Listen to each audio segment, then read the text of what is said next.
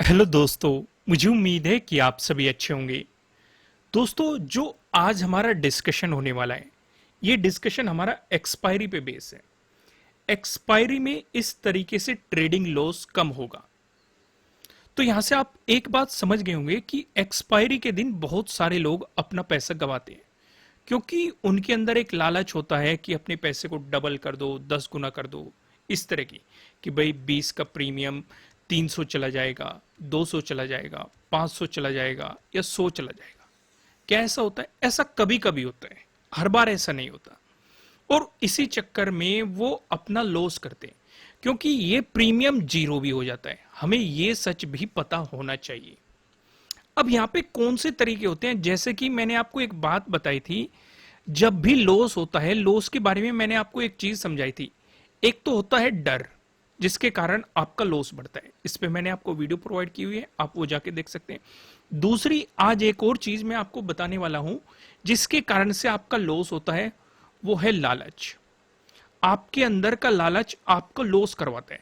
जैसे कि खासकर मैंने अभी आपको एक्सपायरी का एक एग्जांपल दिया कि एक्सपायरी में लालच कर रहे हैं कि 20 का प्रीमियम आपका 200 हो जाएगा या फिर 300 हो जाएगा। इस तरह का अगर आप लालच कर रहे हैं तो ये लालच आपके पैसे को जीरो कर देगा। अब इसके मैं आपको दो रास्ते बताऊंगा कि एक्सपायरी के दिन आप कैसे ट्रेड कर सकते हैं। क्योंकि सिचुएशन क्या होती है, मान के चलो आपके पास एक कैपिटल है। एक एग्जांपल ले लेते हैं, हम एक बहुत ही छोटा सा एग्जांपल लेते हैं। 1 लाख ले लेते हैं। आपके पास 1 लाख कैपिटल है।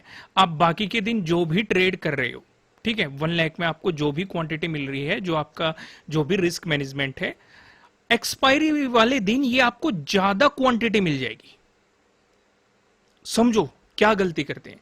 तो ये जो ज्यादा क्वांटिटी ली जाती है, ये इसी लालच के कारण ली जाती है कि भाई पैसा एकदम से ज्यादा बढ़ जाएगा, हम ज्यादा क्वांटिटी लेंगे, मार्केट कम मूव करेगा, हमें ज्यादा पैसा मिल जाएगा, और अगर जैकपॉट लग गया तो और ज्यादा पैसा मिल जाएगा।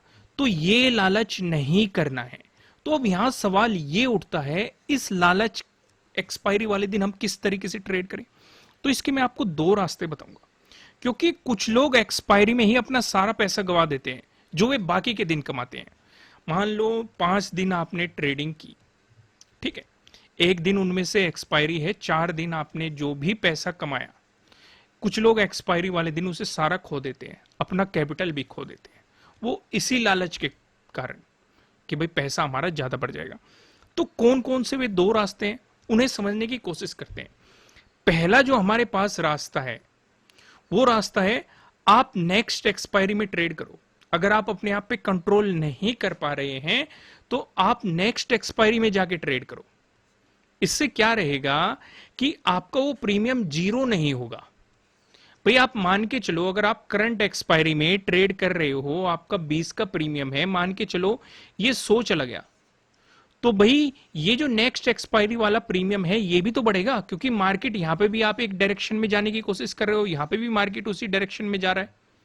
तो इसमें भी तो आपका कुछ ना कुछ पैसा बनेगा। सोचने वाली बात है, समझो मैं क्या समझाना चाह रहा हूं। तो पहला सिंपल सा तरीका क्या है कि आप अगर इस सिचुएशन को कंट्रोल नहीं कर पा रहे हैं कि बार बार आपकी एक्सपायरी में आप जो भी प्रीमियम पकड़ के चल रहे हैं वो जीरो हो रहा है या आपको लॉसेस का सामना करना पड़ रहा है, तो आप नेक्स्ट एक्सपायरी में जाके ट्रेड करो।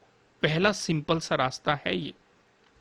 अब काफी लोग कहेंगे नहीं, हम तो इसी एक्सपायरी में ट्रेड करेंगे, ये जीरो हो ना जीरो हो हमें उससे कोई मतलब नहीं, हम तो इसी एक्सपायरी में ट्रेड करेंगे, क्योंकि कई बार अगर लॉस होगा तो कभी ना कभी तो प्रॉफिट भी होगा, उस दिन जैकपॉट लग जाएगा।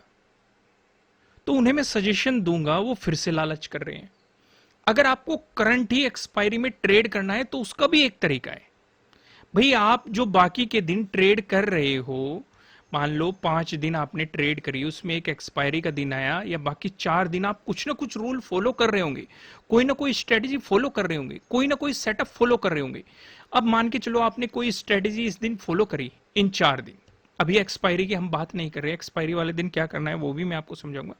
आपने यहां पे कोई स्ट्रेटेजी फॉलो की, उस स्ट्रेटेजी के अकॉर्डिंग आपने टारगेट है, आपका एंट्री पॉइंट है, आपका स्टॉप लॉस है, तीनों चीजें पता है। आपका एक रिस्क मैनेजमेंट प्रोसेस भी आप फॉलो कर रहे हो, जिसमें आप कितना कैपिटल इस्तेमाल करेंगे या कितना आप रिस्क रिवॉर्ड रेशो लेना चाहते हो, यानी कि आपने पूरा एक प्लान बनाया हुआ है। तो आप मुझे एक बात बताओ, जिस दिन एक्सपायरी वाला दिन आता है, जो ये आपका 5वां दिन आता है, अगर 4 दिन आप इन रूल को फॉलो कर रहे हो तो 5वें दिन क्यों नहीं कर रहे?